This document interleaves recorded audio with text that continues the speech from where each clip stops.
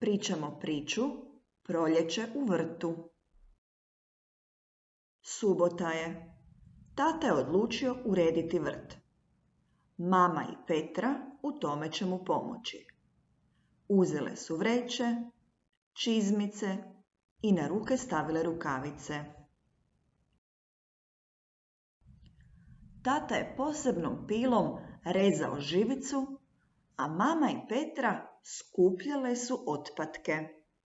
Te otpatke stavljat će u vreće. Prvo su napunile Petrinu manju vreću, a zatim je mama donijela svoju, veću vreću. Petra je bila jako zadovoljna. Nakon nekog vremena, tata je dovršio rezati živicu, a mama i Petra pokupile su sav otpad.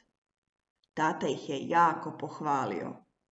Tako zadovoljni, otišli su na subotnji ručak.